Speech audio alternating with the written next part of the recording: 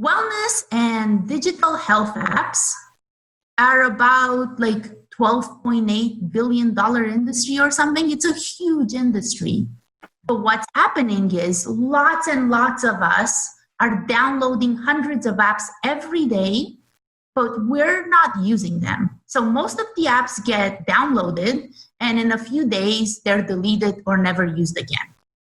So to kind of address that, Carolyn, Alex, and I are working on a framework which we refer to as the ARC framework.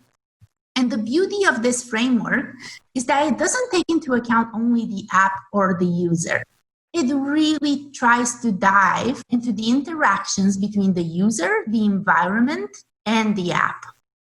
The question is, like, what do you need to do at each stage to make sure that users continue to engage with the app? So we feel that we found a way to do it, and that would be by identifying the primary question your users will ask your app for each of those stages. So starting with the pre-onboarding, like, why should I choose you? Well, if the user asks that question, then the first thing you need to do is to start by building trust, right? So don't shy away from sharing proof of your hard work. So whether it is research or anything that's going to help establish your credibility. The other part that is important to the pre-onboarding experience is the notion of transparency. And that question is like, why should I trust you with my information?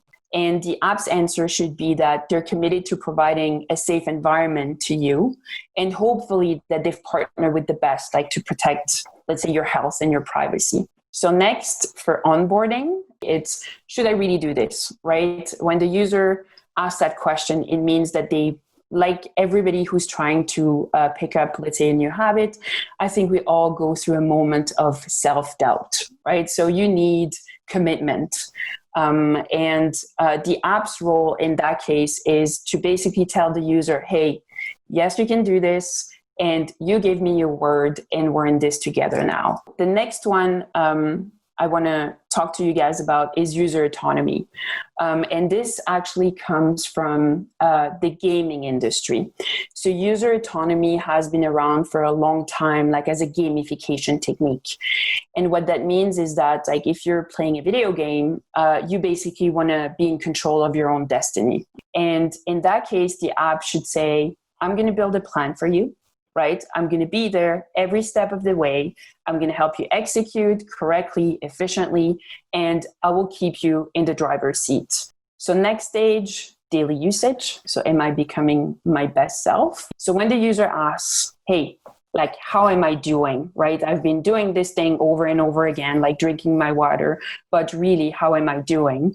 Like, one way to help them is to tell them that knowledge is power, and that soon they're going to know everything that you know. Feedback is also important. So that seems obvious, I think, right?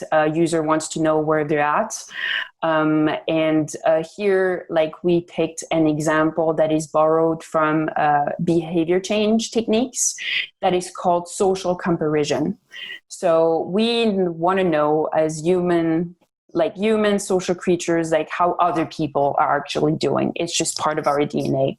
The next one and last one for the daily usage stage is Roxana's favorite, the user app environment loop. And that is basically like that arc that she mentioned. So when the user asks, like, am I becoming my best self with you, my dear app, by my side? The answer should be yes. Yes, I'm here to support you, but also I'm here to support your independence. So that takes us like to the last one. So growth and beyond. Are we really meant to be together forever? So let's say I'm the new me. I can function without you, right? I've achieved all my goals. Life is wonderful. Now what? Like, what should the app's answer be in that case? So one app should equal one user and should equal not two, but one journey. And so as a recap, just remember that oftentimes the app's goals and provided experience are not always aligned, like with the user's journey.